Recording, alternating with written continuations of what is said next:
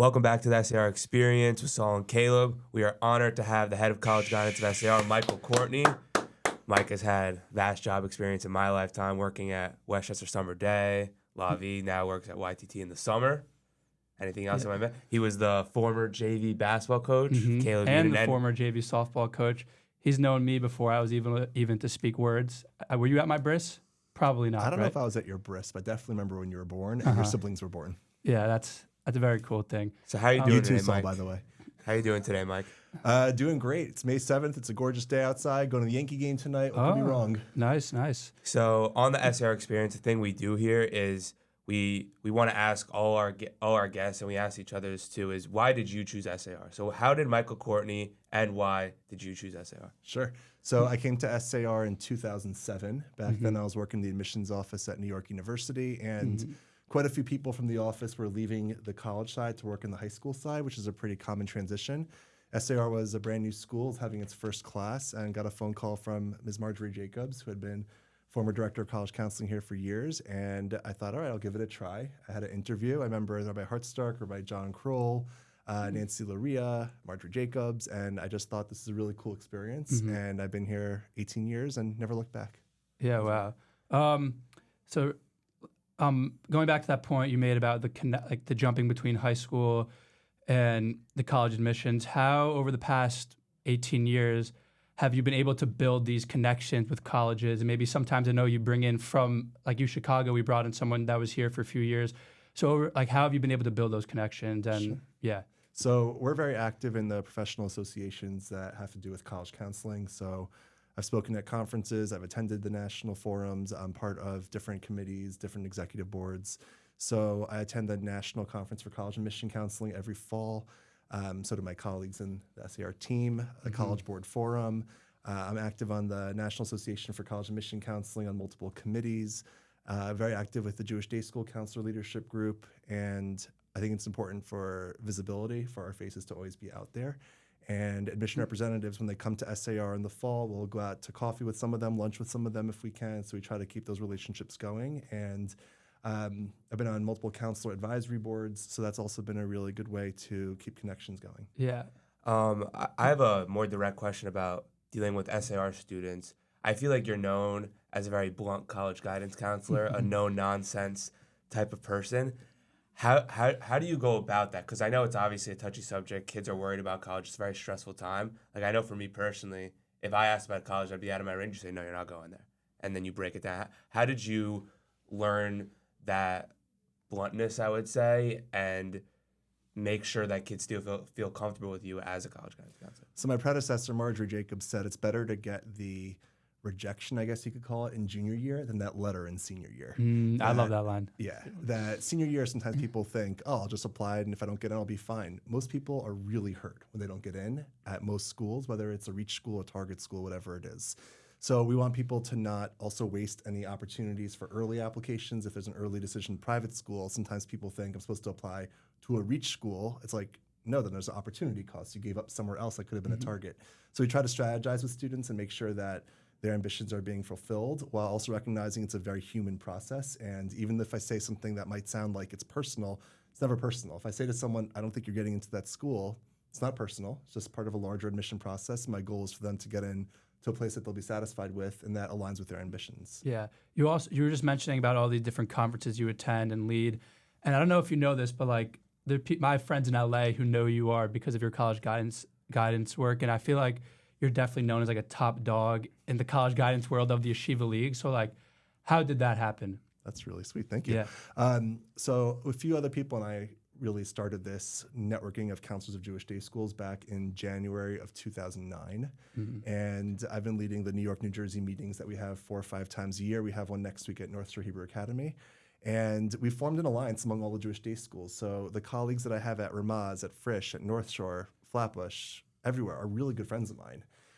So we don't look at each other as competition. So I think by virtue of my being at SAR for so many years, I think a lot of people might know my name. I don't think I'm more special than anyone else. I definitely think that I've established relationships with admission counselors, but so have my colleagues at other schools. It's not like I'm the only one doing this. And I think that the SAR students are are ambitious and they are striving for places that are pretty bigger brand names out there in the national stratosphere. So if our kids are going to these places, I think sometimes people think something must be good in the SAR water. I'm just part of a cog in the SAR machine. So obviously our kids are highly educated in English, history, math, science, foreign language, Gemara, Tanakh, Ivrit, etc. So it's not like it's me, it's a team. It's a team within my department and also everything that SAR has to offer. Yeah. You know, you're mentioning a lot about like how SAR students and a lot of Yeshiva League students, I would say, were held to a very high standard academically, and that'll lead them being into a lot of, you know, very respected and like prestigious schools. Recently, with all the like anti-Israel, pro-Palestinian protests, a lot of anti-Semitic stuff going on in these schools, how have you navigated that in your college meetings? And you said like, you know, we're not competing with the other schools. We're like aligned with them. How have they've dealt with it? And what are your views specifically on if we should or should not be sending kids to these like mostly Ivy Leagues that are having these issues? Right. So it's a great question. So the first thing to know is that Jewish students have been at these campuses long before these Hamas messengers have been at these campuses. That's a good way to put So it. there's no reason why we have to back out of being at places that we've been aspiring to attend for generations. And there were roadblocks to our attendance at a lot of these places for years. There were quotas and there were definite discriminatory policies that precluded our kids from going. So now that it's not the case, we're supposed to stop going because some people are trying to intimidate us. That's hogwash. So the way I look at it, I think that we shouldn't be shying away from campuses that have had issues, especially those campuses that have very large Jewish presences already, Hillel, Chabad, other campus organizations. I think if anything, we need to support our students who are there now and not shy away and run away from these schools so that they're there to rot in the end. I also think that what's been going on this year on campuses has been a lot better than what was going on last year. And I think the university administrations have put into place policies that they're now sticking to following through with and Restoring disciplining. common sense. Yes, exactly. I would say personally, I think that definitely larger research universities are places that we shouldn't be shying away from. Some of the smaller liberal arts colleges, I don't want to name some places, but those places that have had the vitriol of the past couple of years, that's also indicative of something that's been going on for a lot longer than a year and a half. And those places might not have a large Jewish presence. So there are some schools out in the West Coast that I think our students don't need to go to, and historically they haven't been going to them. So I don't think that's going to change for the better, where we're all of a sudden going to lean into some of these places that it's clear they don't want us there. Yeah.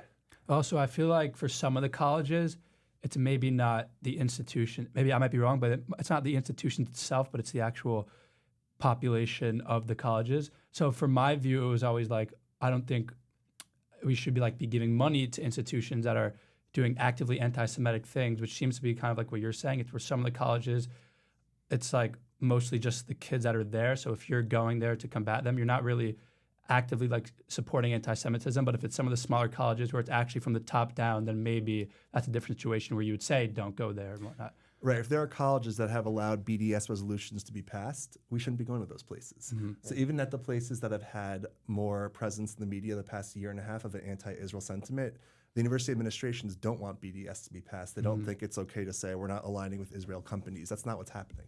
Yeah. I mean, I just think, like, I understand both sides completely. My parents and I discussed this extensively. Not that I'm up for these Ivy League schools, but you know, like a lot of my friends, a lot of my peers are, and I feel like my dad always hammers home this point that while like it's very tough to like justify paying these schools because you're like, oh my God, look at what they're doing, but then we also understand the side of like we're Jews. Like when do we just get pushed out without a fight? You know, we're a resilient bunch. Right. Otherwise, we wouldn't still be a nation. But it's hard to actually do that. Like eventually, it comes to reality, and you're at this school, and you might come across an encampment, and then you might feel unsafe. But then on the flip side, you don't want to get pushed out and not be able to go to these higher schools just because there's a few people that don't like us. Right. So the thing about the more highly selective schools that have had these presences is that these schools are still getting corporations to recruit from them, right? Still, people want to go into the workforce from these schools. They're going into top graduate schools. So until these companies stop recruiting from these campuses, our students belong at these places. If they want to be at the places that have the lowest admit rate, that might be one thing, but they also want to be at the places that might have the strongest outputs. So I wouldn't tell our kids to shy away from these places because there are a few bad actors. I'll also tell you that the schools that have been in the media the most, the places like Columbia, Barnard, Penn, the administration doesn't want that. They don't want anti-Semitism to be the norm. They think it's awful. So while some places have been more strident in their discipline than others, all these universities that our students are going to want every single student to feel safe, Jewish, non-Jewish, pro-Israel, anti-Israel. They don't want students to ever feel unsafe in their campuses. A lot of these bad actors and these movements on campus have been funded by Qatari money, and I'm curious what you know about it, or if, anything that maybe that casual person just doesn't know. I think there's definitely an influx of foreign dollars into universities, and that's been pretty controversial in recent years.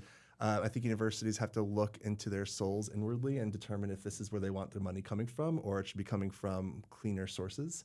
I would say that the federal government's repudiation of universities by having funds being withheld is a really big story, and it's a really big deal, and I think it's causing institutions to really reflect. I think Harvard challenging the federal government isn't smart, and Harvard should know better. I also think that they're trying to pander to some people on their faculty and their student body that we're not going to have government intervene in what we're doing here.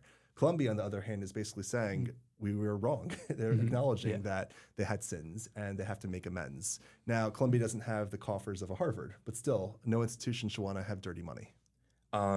This might be a little bit of a transition, but I would say you identify with the Democratic Party. No, am I speaking out of turn?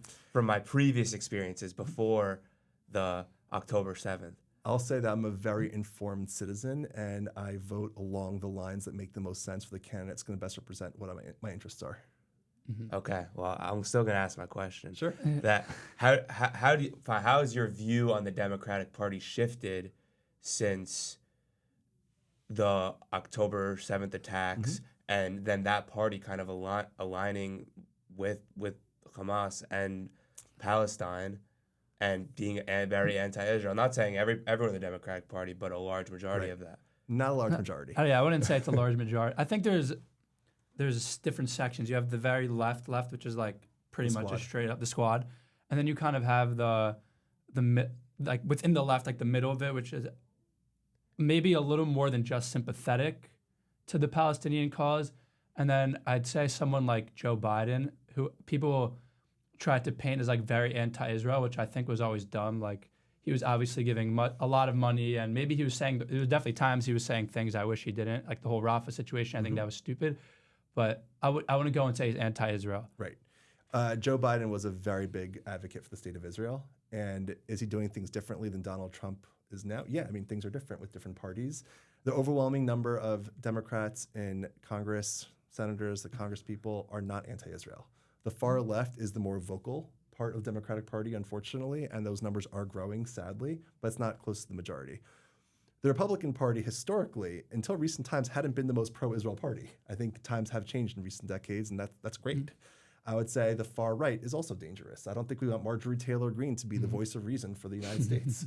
So there are people like her in Congress as well. So I think the answer is that extremism on either side is dangerous.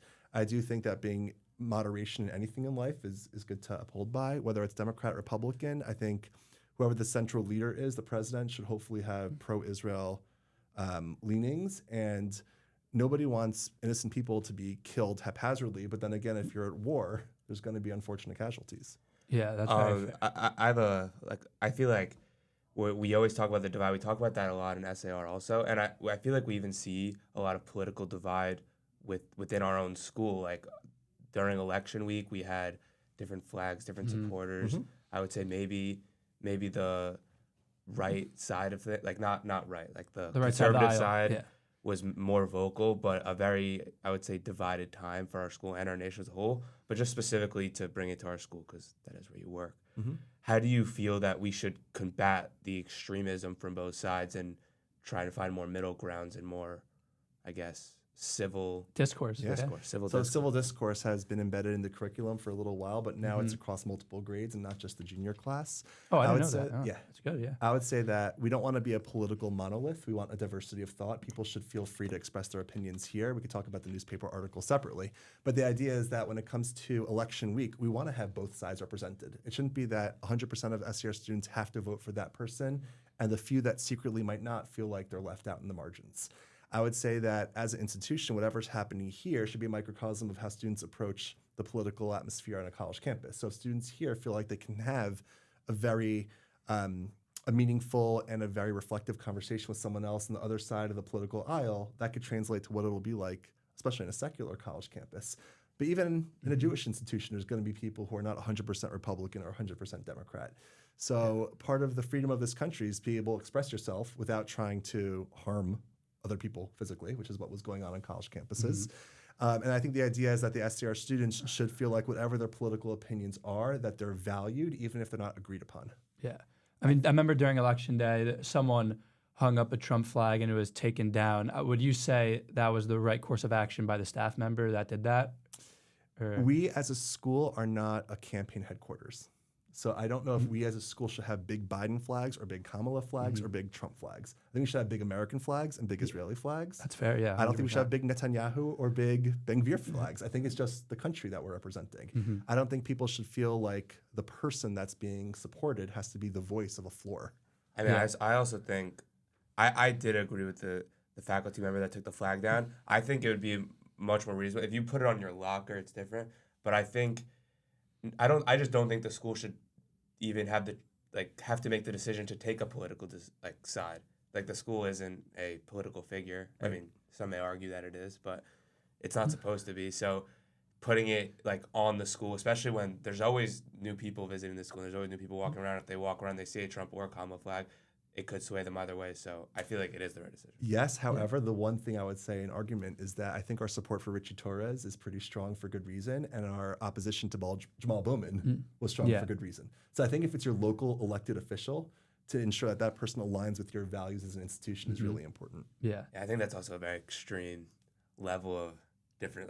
You don't get more extreme than Richie Torres and Jamal Bowman. Right. I mean, we had one of my classes. You're supposed to write it very civilly. I don't know how civil I was, but we sat down in a classroom and the people that lived in my neighborhoods, like the Scarsdale, White Plains, New Rochelle kids had to sit down. Not had to, but we're encouraged to sit down and write an email to Jamal Bowman expressing our concerns, which I thought was a really great thing. That's awesome. Good for you. Yeah, I'm curious if other schools get this active in the political world, like encouraging kids to write and even having stuff like the election night host, what's it called? I forget what it's called. Like the event that Dr. Schwartz runs. Yeah, stuff like that. Like the school is very aware of the importance of political activity. I'm curious if other schools are like that. I mean, even in my PPE class, we were. I mean, it is a PPE class, so it makes sense. It's supposed to be very current, and then you look at the outscope of history. But we were as an assignment, we had to watch the debate, which I think should be for all grades. I think it's very important to watch the debates and know who your elected representatives might be. So AP US Government is a national course, so I would surmise that the schools that have that course embedded within the curriculum, those teachers might have some assignments related to the political election. That's my guess. Yeah. So maybe switch up a little bit. Obviously, you're known as the head of college guidance, but you might be just as well known as the former JV basketball coach. So maybe let's get into a little bit how you went from being a college guidance counselor and now coaching a basketball team. How did that happen?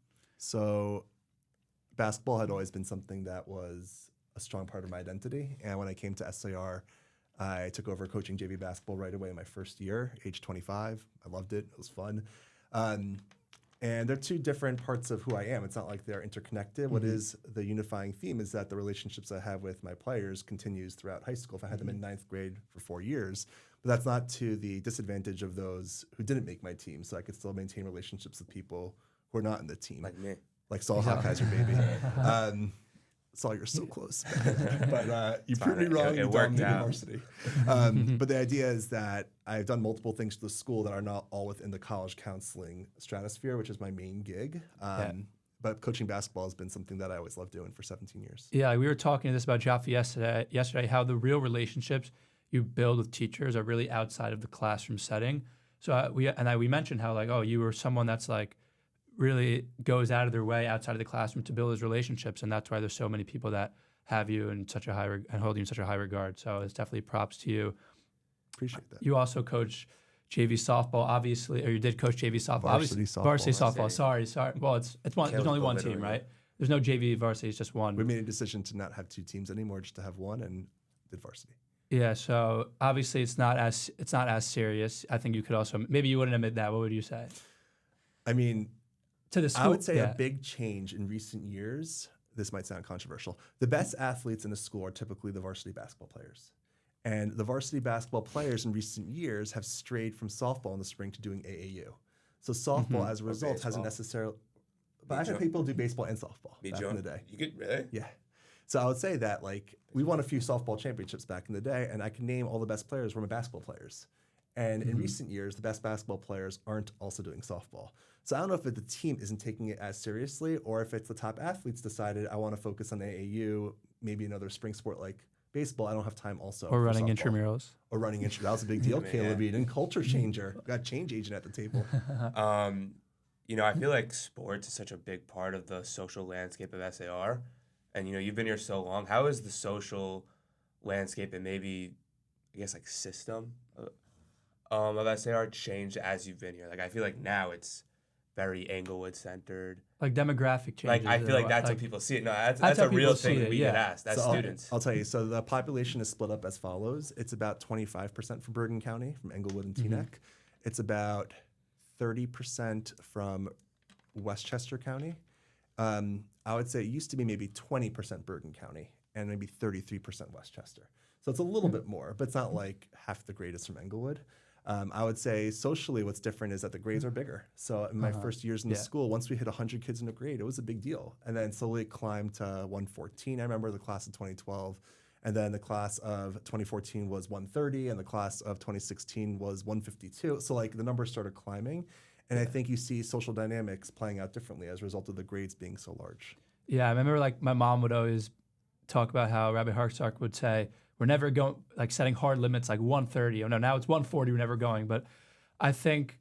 I mean, why wouldn't you want more kids? Because I think you could talk about it better than I can. But the way, and also Rabbi Wadler loves talking about this when it comes to like the Shabbaton, like the core, like the core idea of the school and like their mission statement is a lot easier to, I want to push, but like in a positive way onto a population if it's a more smaller, tight-knit group.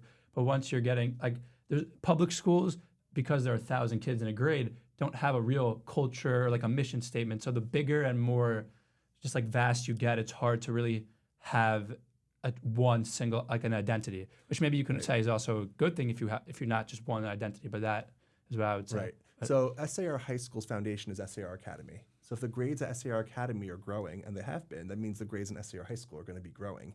SAR High School prides itself in the fact that every grade is about 50 to 60% from the academy, but 40 to 50% non-academy, so people don't feel totally left out if they didn't go to our school 8th grade and younger. Why wouldn't our school just be as big as possible? Because you have to have space, right? We are in the Bronx, so we're in a New York City real estate. We have to build up as opposed to across. There has to be enough competent teachers that you want to hire to have 200 kids in a grade if we wanted to go to 200, which we don't.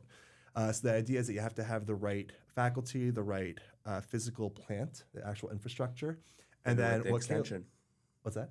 We're getting a huge new building. Yeah, it's being constructed in the next 2 years. And as Caleb was saying, if you have the grades become too enormous, then you might lose the spirit of the classes. I've noticed in being here 18 years, the initial spirit of the early years hasn't waned at all. I think it's a product of Rabbi Hartzark still being here, Rabbi Kroll being here, Dr. Schwartz, Ms. Schneider. You have people who've been here for multiple decades, and I think that's a great thing about SAR.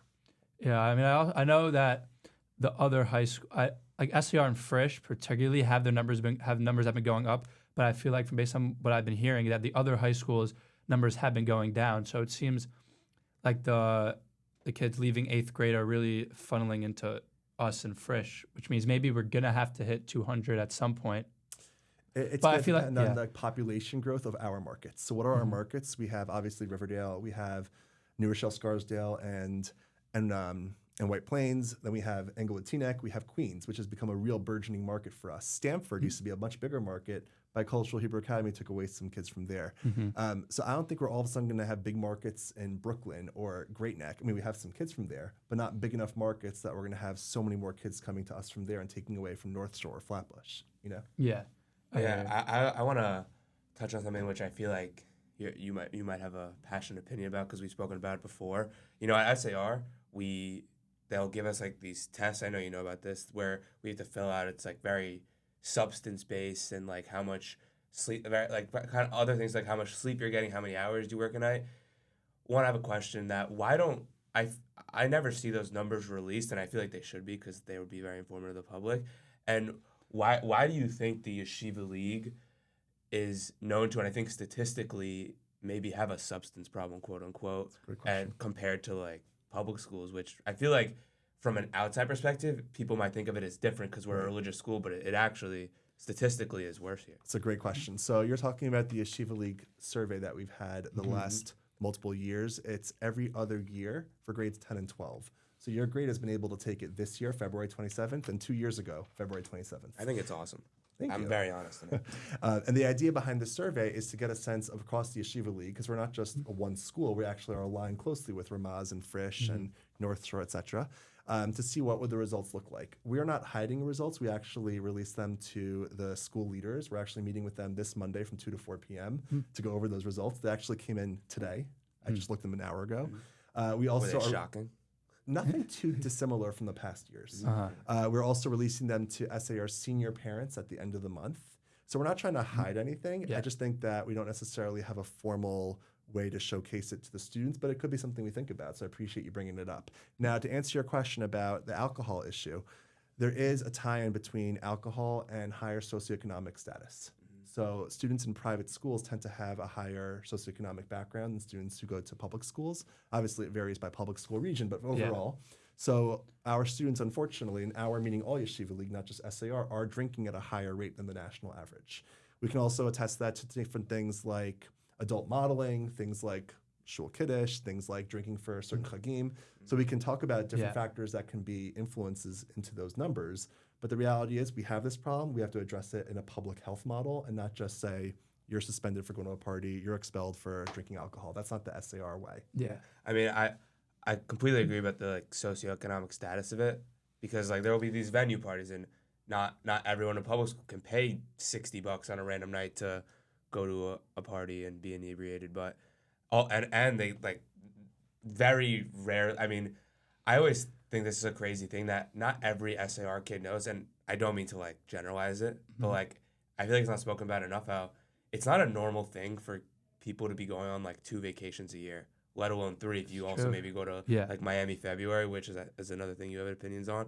But I feel like we talk about a lot of Jewish identity, like kind of we're very lucky how to be modest with your money. I think it's a very important thing. I feel like it's not even talked about enough.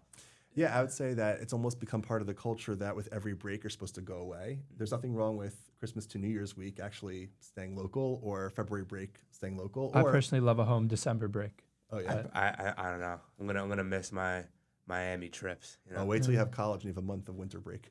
But I would say the February break thing that we have going on is a very privileged private school phenomenon. You're not going to see swarms of public school kids from across the country descending upon Miami spring break the way the private schools do. Like Ramaz had the same thing, where a bunch of their kids were they go like to the Bahamas, like the senior class, and like how many schools across the country could just have an entire grade or almost an entire grade just go to the Bahamas? Like, right. I mean, is there like I know like SR can't really do much about it because it's not really. I mean, maybe it is their business, but it's not really their business. But does SR want to do anything about Miami February break? Because I mean, I feel like it's a heavily discussed topic here. We're not going to have a punitive measure for someone who goes on their own to Florida, but we want to educate you in advance and educate the parents in advance. 1, why it's not a good idea to go unsupervised, and 2, if you are going to go unsupervised, here's how you stay safe.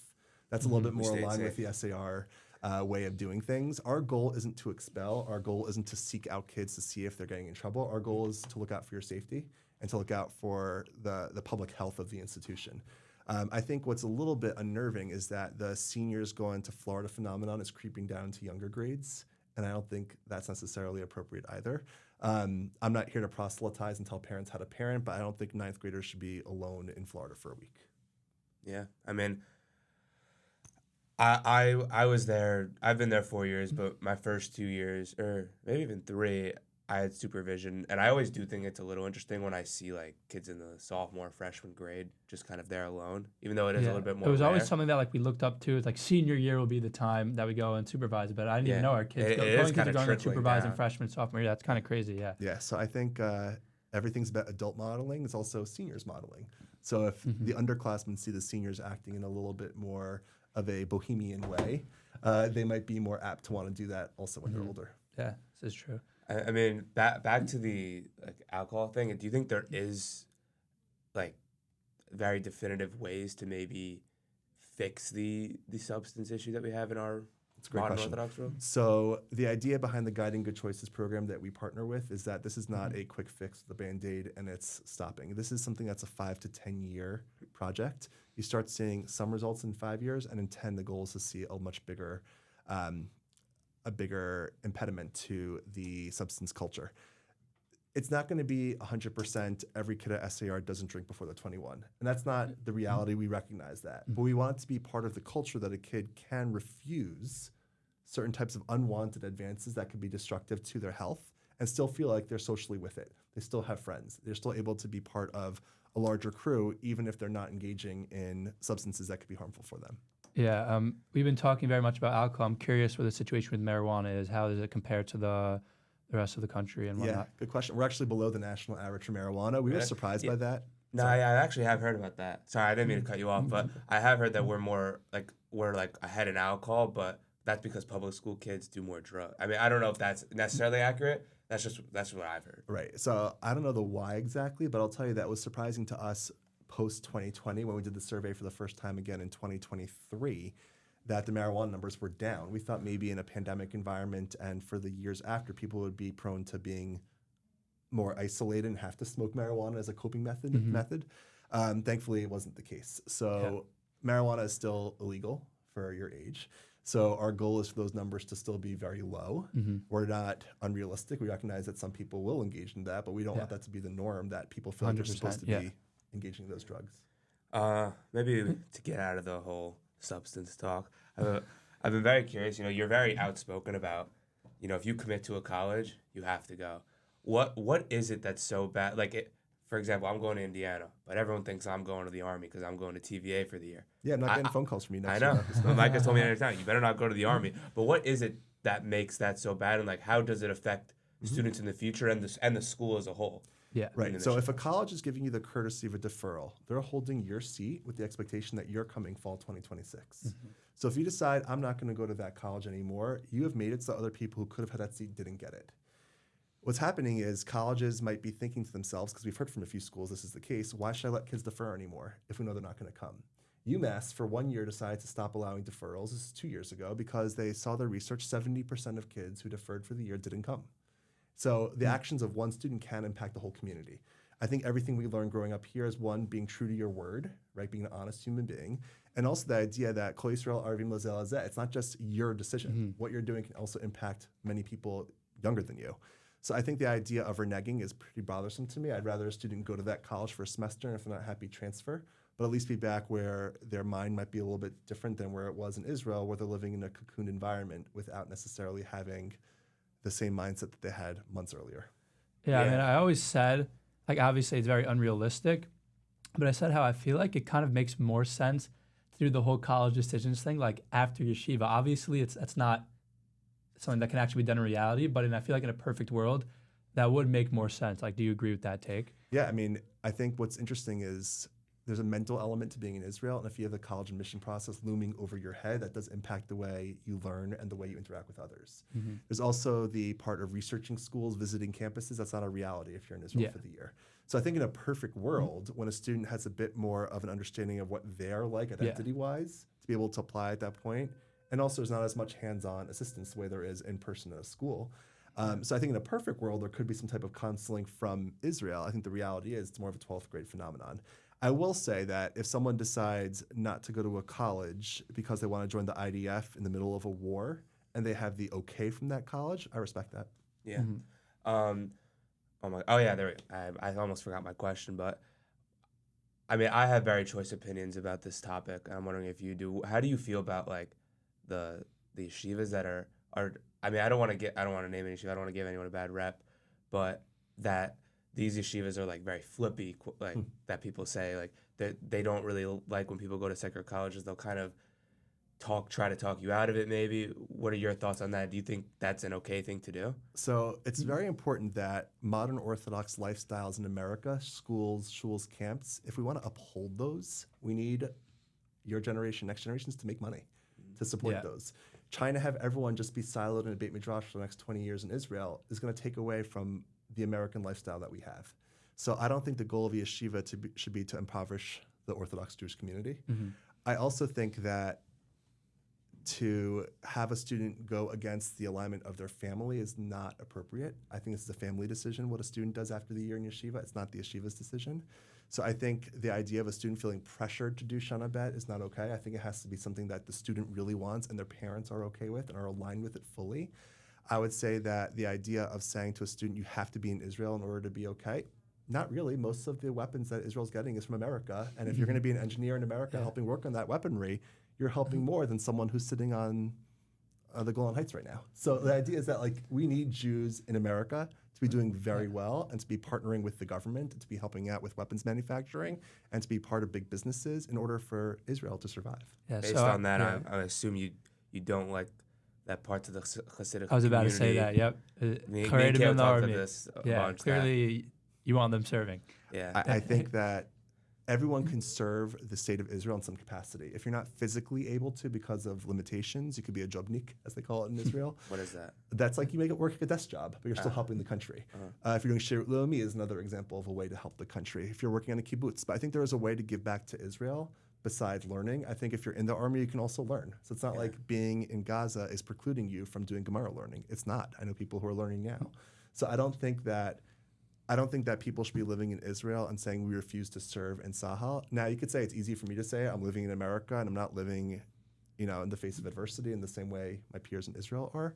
But I don't think that people should be getting a free ride if they live in Israel. Yeah. Those that don't know, Big Mike does have Israeli blood. Yes, his mother is Israeli. Yeah, my mom fought in the 6-Day War. She was an officer. That's epic. Yeah, I would say about the point of Charedim serving in the army, we watched an interesting video in Modern Israel class where it was like a play, or it was like a short clip, but secular was like telling the Charedim like, oh, you have to serve. And the Charedim flips the question around and goes, if you were sending your kid to an only Orthodox army, like how would you want them to serve?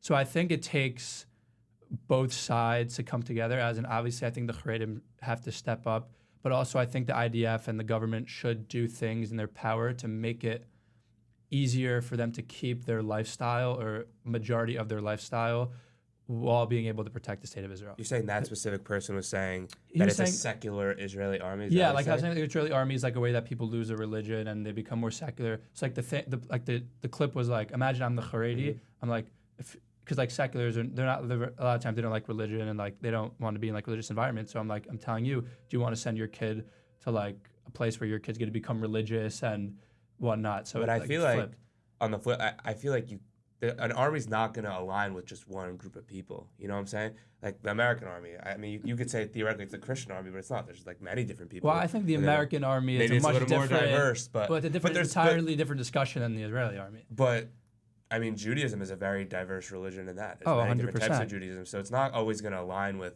There's going to be modern Orthodox, there's going to be Haredi, there's going to be like Sephardi, Ashkenaz within that. I feel like it's tough to be like, oh, it's a secular Jewish army when it's not. There's so many religious people. No, I hear. Well, the religious. I'm not saying that you align with that. I'm just. I know you were saying that. I was responding. I just think that that's the only way that's going to actually happen, because there needs to be a working together instead of a forcing. I think that's just going to be better in the long run as well, to build relationships instead of burning them. But the state of Israel only has 10 million people, so in order for us to be able to continue being able to withstand the assaults of countries with many, many more millions, we need as many people serving as possible. 100%. Yeah, I definitely want Charedim to be serving, especially when you hear these numbers, how like 70% of them that are in yeshiva are just actually not doing anything at all. Like I think if someone doesn't think that those people should be serving, I think that's just weird. Like they're not even learning; they're just officially registered. But it is what it is. But hopefully not for long. We can get it changed. I was just wondering, this is transitioning back to SAR. How do you feel? This has been talked about a lot in my Gemara class specifically. My Gemara class is very female-centered. Okay. Do you feel like, for example, on the Shabbaton, there was like discussion about having guys and girls separate for the Tish? Okay. Because I think maybe some of the women at the school feel like the men overpower that. Do you feel like there's like a gender dynamic that needs to be fixed at all in this school? It's a great question. So I can't speak from the female perspective, so I don't tough. want to try to put down anyone's feelings, right? I do think SAR of the modern Orthodox institutions is as 50-50 as possible, and that's like a known thing around people in the Yeshiva League. Could we do a better job in some realms? I'm sure we could. I think that the women's tefillah group is amazing, and the fact that we have that's a really big deal. Now, people in the women's tefillah might think we could still do more, and I totally respect that opinion too. I would say that we have women singing in the choir and having solos. In some Jewish day schools, that's a really big deal. Here, we're just used to it. It's in our water.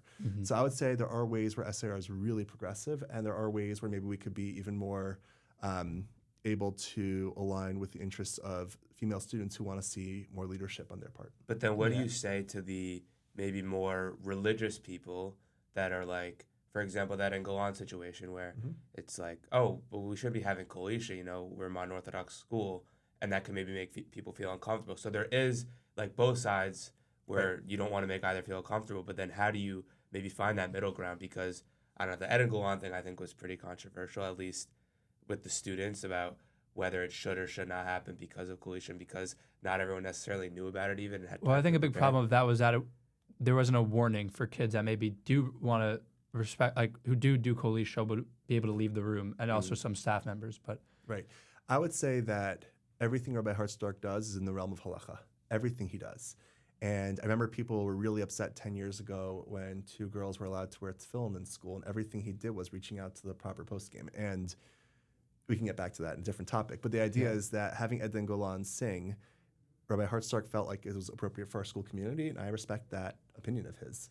Ed and Golan is a national treasure. She is someone who's a major hero to the Jewish people. She's not someone who's just frivolously singing and we thought she'd be important to come in. She's someone who has stood up to anti-Semitism in ways that all of us in the school will not, and God willing will not. So I feel like bringing her in, I could hear the perspective that students who didn't want to sit there should have been told in advance, hey, maybe go sit in the Beit Midrash instead. I get that, faculty too. But I do think that if that was our most controversial thing of the past few years, then I'll take it. Yeah. I mean, I would say to Saul's point, if you know what school you're going to, like SAR is very clear in what they stand for and what the rules are. It's not a secret. Like even at the open house, like they had the GSAR club, like in the club fair. Like if you have a problem with that, and I'm not saying that you shouldn't go to SAR if you have a problem with it, but know that that is going to exist, or things of that nature that maybe you're not used to in your own community are going to be here when you come to the school.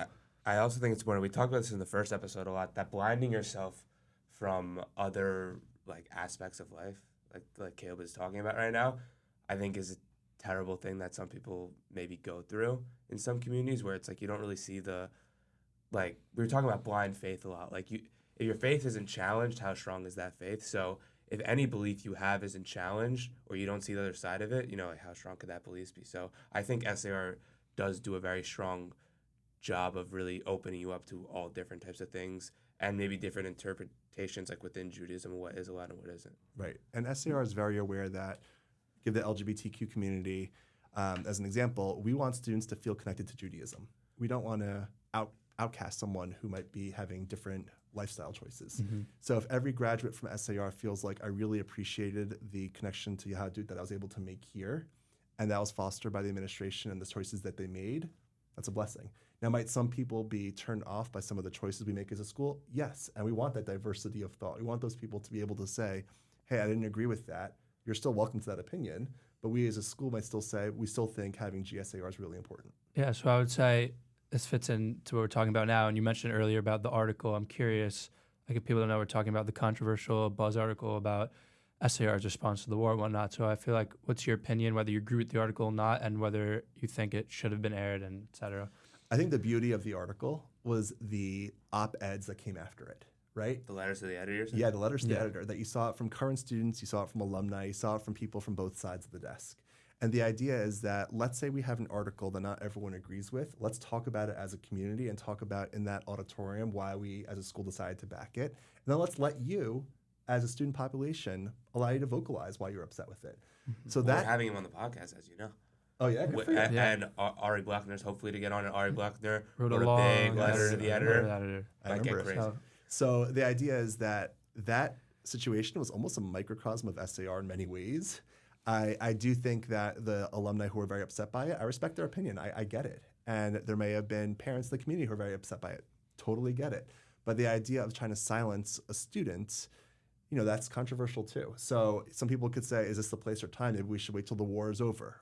I get that opinion. Like, I feel like there's a lot of opinions that are out there, and the beauty of humanity is that not everyone is right. It's okay that people are having multiple thoughts and that there's a gray area. I think my biggest issue with it is that, and I didn't read all the letters to the editor. I'm going to be honest, I only read Ari Bleckner's, but he points this out very clearly that I thought the article kind of painted a lot of the SER students as maybe misinformed, maybe ignorant would be pushing it, but I feel like that is how we were painted as a school.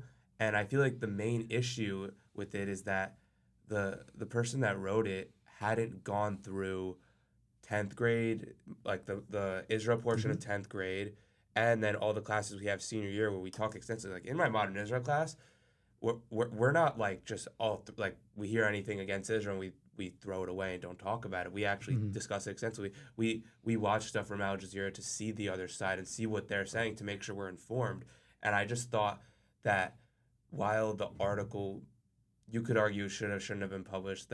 I'm not here to take a stance on that, but I think that maybe the person that wrote it hadn't gone through the right things in SAR yet to form that opinion.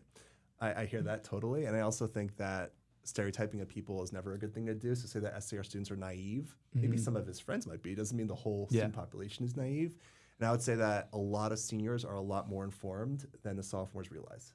Not just because of education here, but also because as you get older, you might read the papers more. You might be having a firmer understanding of these very sophisticated and very nuanced conversations. So I do agree with you. Yeah, my personal problem with it was that it was an edited article.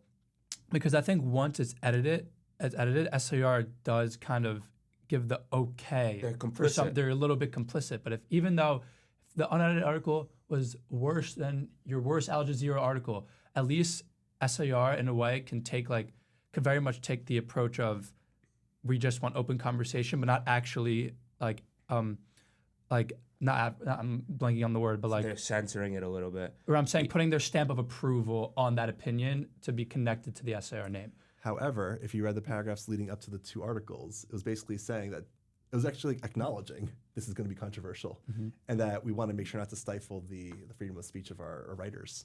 I think another issue with what happened was that there was an article right after it that was actually an opposing side that I don't like. I would love to do a poll of who read that article too. I bet the numbers would be very low. Yeah. And that doesn't mean that the article should have been published, but I just think it's interesting how I feel like not so many people read the other article because they got so fixated.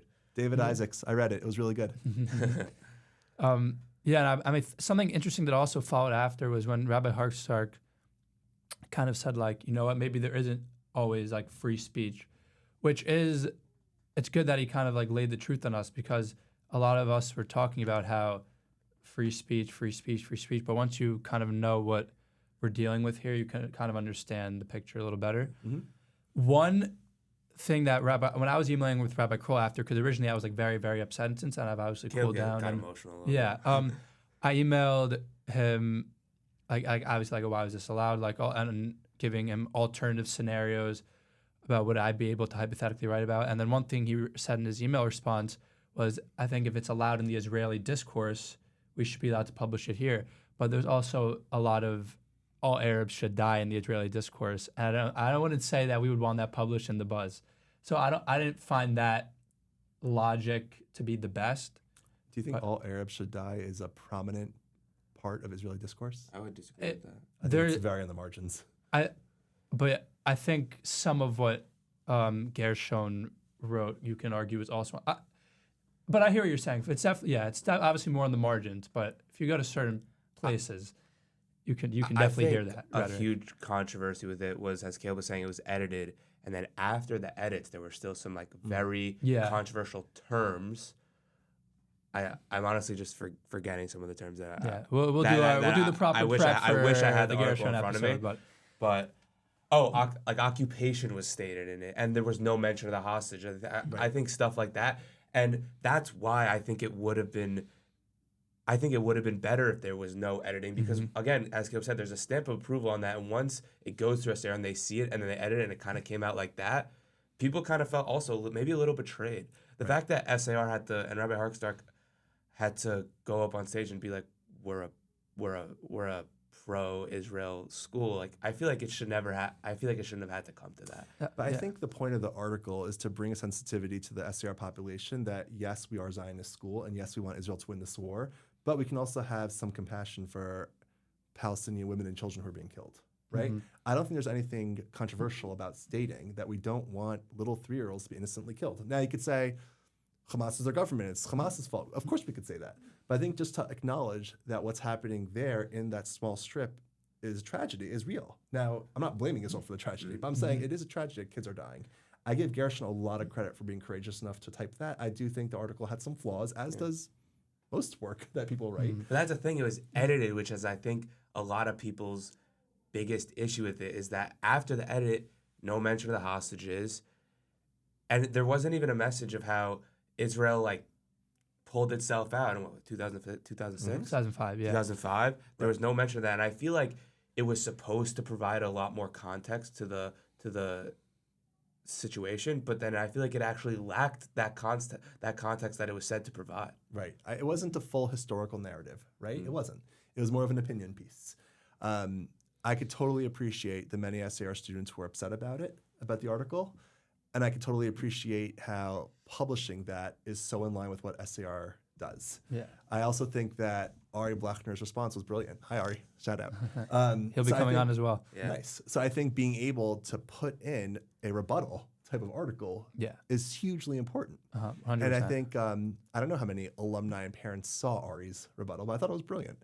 And I think the idea of having a follow-up newspaper just a couple weeks after, it wasn't like 2 months later, it was really soon after, shows how important this type of topic is, and that SCR wants people to know that we do value their opinion. Please write to the newspaper if you feel like something was hurtful. Yeah, I mean, I think the saddest thing for me, though, in all of this was that my cousin, Jacob Lauer, who had served in the IDF and also was there in Miluim, so shout out to him. When last year, he came to America for a little bit, and he was like going around to the schools, and he was like, SAR is doing the best for Israel by far, like, and especially with having the hostages in mind throughout the day.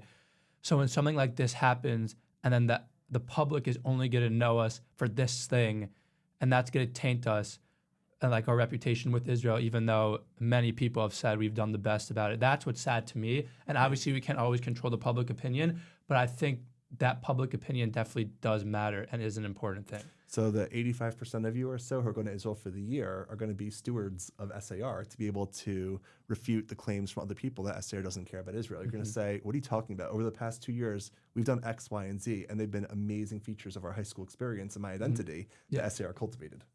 I mean, not that I know the ins and outs of what went into publishing this article because I'm not on the Buzz team or anything, but I do feel like it maybe did lack the sensitivity of the fact that there are so many. I mean, there was a point, I don't know if they're still doing it, but on the TV as you're walking up the stairs, there's a list of all the SAR students that are in the Army, and I feel like those, like, even the kids at SAR, I would say a lot of them felt betrayed, but especially those people. I mean, my sister texted me who served in the IDF, saying like that she was very upset by it, and that a lot of her friends are too, because I think it is a little insensitive. Then they're currently serving in the Army, fighting for their lives. A lot of them are in Israel. A person from my sister's grade came and spoke to my Tanakh class. Daniel Sasardsky, right?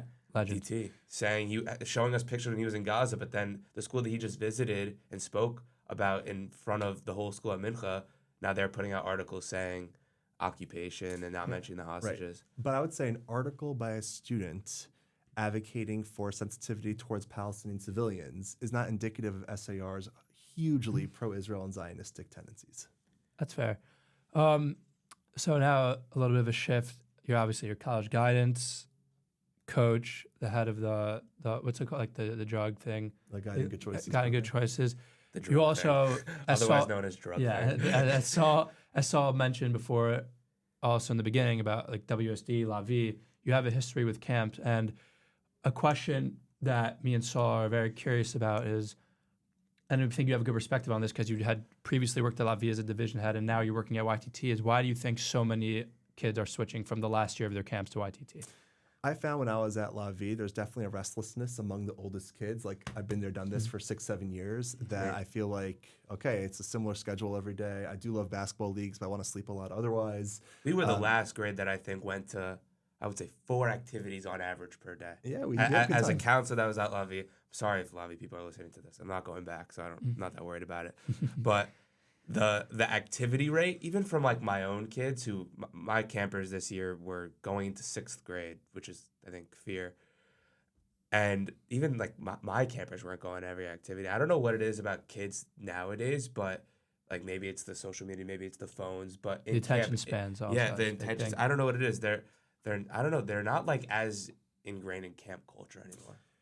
So, I mean, we could attribute it to multiple things, but I would say, to answer your question, I think the reason why YTT is so popular for kids going to 10th grade is because I think for 5 weeks to be able to travel so much and be able to see sites that you've never seen before, you might never see otherwise, and to be able to do that in a modern Orthodox environment with a cohesive band of people. And the reputation of the camp is really strong from the first couple summers. There's proof of concept. So I don't think it's a hit on Lavim or Asha, Masora, Nesher, they're doing anything wrong. I think it's just that kids might be pining for a bit more of leaving that camp safety net. I would say that some of these camps are doing different travel programs for a week or 10 days, whatever it is. Good luck, that's awesome. But I would say what YTT is doing, I think, is pretty special in the Jewish summer programming world. I mean, I even remember our Orlando trip that we went on together. I was dead tired. And I was even thinking, like, I had so many friends on YTT, I'm like, how are they doing this? Yeah. I honestly don't get it. You get into travel shape after a few days. Those first few days of YTT, people are wiped, and then you just get into the rigors of it, and it's awesome. Yeah, I remember that feeling in Sulam. But it's not, Achva always existed also. So, like, what is YTT doing something, like, different than Achva did? You think Yoram is just better at marketing? But Yoram was also an Achva, no? My wife and I led Achva West in 2010, fun fact. And then we had a baby the next year. I told Yoram about doing Achva West, and he took over for many years. Is that when you went to Westchester? I'm sorry. Yeah, I went to Westchester Summer Day for 8 years. Yoram at YTT has made it his life, basically. This is his full-time job. He's devoted so much into this.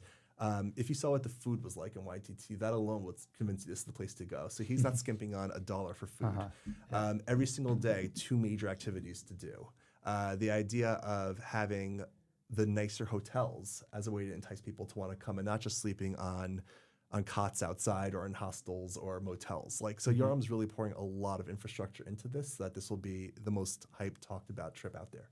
Yeah, I mean, on Sulam, like sleeping in the Dan, like that, it's definitely that's a big. shift. It's huge. Like I mean, obviously there are weeks on Sulam where you go to like kibbutzim and you're sleeping in non-air conditioned rooms. Although maybe even the kibbutzim were very nice. We were treated well in Sulam. But yeah, it's like definitely a shift, and I don't know. I understand the modern going into 10th grader. Yeah, right. That's that age. Being like, oh, there's hotels on the West Coast, traveling around places never been, or staying in camp, you know? Right. And I think the camps that do it really well for going to 10th graders, that's awesome. And I think a lot of kids are having that memorable summer where they're the color war captain or they're the Olympics ambassador, whatever that might be. And that's amazing. And I felt like when I was at La Vie, we had a great program for the upper teens, but I could sense a restlessness in them. Like, all right, I'm done with camp. I've been here for so many years. So I think it's incumbent upon the camp now to try to change things, and they are working on that. And I wish them all the luck, but hopefully kids still come on YTT in greater numbers. I mean, I don't know if you remember this, but I remember Sean Steinmetz sat the upper teens down my year and was mentioning like kind of creating his own Sulam. And he was like, oh, maybe we were thinking about doing a Sulam type of thing where we go to Europe for 2 to 3 weeks, then we go to Israel for the final, whatever, how many weeks are left. And I feel like it's not maybe a restlessness, but more of like I've done this camp over and over. Right. So even everyone there was kind of like, I think we're kind of done here. Like, we just sang La Vie Forever Home on Color War. Like, we're kind of, that's kind of it, you know, like closing a book. I want to give a shout out to Sean because I actually think the La Vie senior staff is phenomenal. Yeah. And I really enjoyed working with them for those 3 summers I was there. So they're doing a lot of things right. So I give La Vie a lot of props. But I just feel like on YTT, it's like the place to be. I'm so happy there. The funniest thing about YTT to me is that like it reached the Syrian community. Oh, yeah. I think that's just so funny. A lot of them, it's their first time being away. Some of them did go to sleepaway camp and wanted to switch. I'm very close to the Syrians that I had that summer from Hillel, from Flatbush, and they're awesome. And the Syrians and Ashkenaz mix very well. There's no like Syrian rooming, Ashkenazi rooming. It wasn't like that. It was very much an intertwined connectivity that was really special. Yeah. So this is like a kind of a final question also that we've been doing with all of our guests. So far it's been just Jaffe, but you probably love SAR as much as the next guy, but as much as anyone. But if you had a criticism or to change one thing about SAR, what would it be? Ooh, that's a really good question. It's funny because we prep students to answer this for college interviews. Like, what's something you would change about your school? I would say something that SAR should do better is I think SAR has to pour a lot more resources into its alumni networking and alumni programming. We do a great job with our 5-year reunion, with our 10-year reunion, with some other things that we do, but I think it has to be an all-encompassing full-time thing, especially as our oldest graduates are in their mid-30s now, and people are making money. They should be donating it to SAR. People are having kids. Hopefully they'll be going to SAR. So I think that what we've been doing with alumni in recent years, it can grow even more, and I think it could be a really robust piece of the overall SAR puzzle. It doesn't just have to end in 12th grade. I mean, we see the alumni network, or saw it. I mean, when I remember we went to Alliance Bernstein, and we had 3 former Miss Schneider students on the AV panel. I actually was not on that trip because I was doing SAR. It was another great thing SAR does. It was this insane room, like this huge conference table. They gave us these like wine glasses for just water and snack. I've never felt like so respected at a school trip in my life. And then they had like this big panel screen, and we have these SAR students like taking us through their jobs. I thought it was very cool. So yeah, I would love for SAR alumni, once they're in the workforce, to think about having SAR students as interns. Like, I want that to be part of the network of our school, to be part of the lifeblood. So I think that would be great. I think senior exploration does allow for that in a somewhat capacity, but I think it has to be more of a full-time thing where alumni are really thought of constantly. Yeah, I really love that point because I know when I was looking at yeshivas, I'm going to Torah Shraga, and one of their big things is that when you leave Shraga, you're still one of their students, and they put a big emphasis on keeping up with alumni and doing things for alumni and whatnot. So that's definitely a very big thing that some people might take for granted. Yeah, I would say Alliance Bernstein, so Ariel Smith, Sarah Barber, and Sammy Marcus, who are legends of SAR. And I think the beauty of SAR is that everyone wants to think that their grade was the best. Let them all think that. Like, I want everyone to feel that passion for the school if they thought their grade was the best grade. So and I feel like everyone else thinks the other grades weren't good. Yeah. Yes, everyone wants to think that the school falls apart after they graduate. That's kind of how we're thinking. That's how we're thinking. Everyone argues. We're going to be more than fine after you guys leave. I love you to death. We'll be more than fine. But the idea is that every graduating class should feel that passion for the school that they did so much for. They're like, how could it continue without us? We'll find a way. But the idea is that you guys contributed so much to the school that you should feel that love for and that loyalty to the school for years to come. Yeah. All right. Thank you for coming on, Mike. That was a great episode. An honor. Pleasure. This is very fun. All right. See you next time. This has been the SAR Experience with Saul and Caleb. See you guys.